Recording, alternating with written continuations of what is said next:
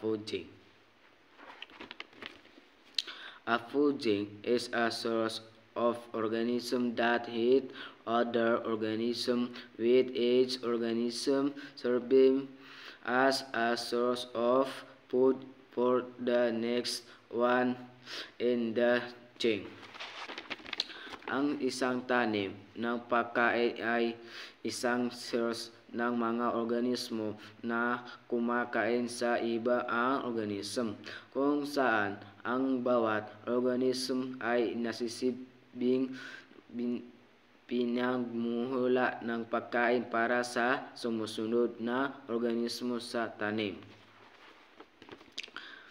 Product number 1. Fruit source organism that make their home food a plant eagle. Ang tinagagawa ng organismo ng gumagawa ng kanilang sarili pagkain halaman eagle. Number 2. Consumer organism that eat other organism animal. Ang consumer ay organism na kumakain sa ibang mga organism hayop. Number 3. The consumer organism that break down dead organism bacteria food.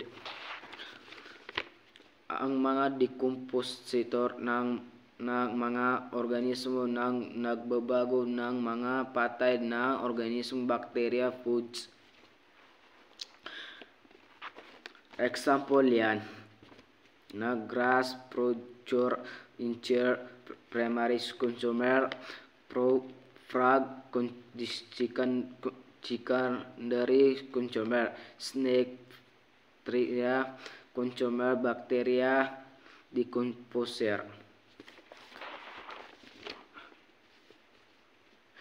Damong ang grass tanagagawa ng insekto consumer palaka paggalawa consumer as pagtatlong consumer bacteria decompositor.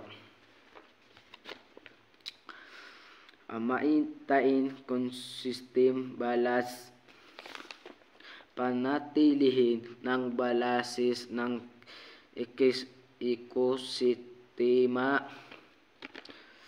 Trust it from one organism that the next. Maglipat ng enerhiya mula sa isang organismo patungo sa isa pa. Letra. Magpalikas ng mga nutrasyon. Assalamualaikum warahmatullahi wabarakatuh.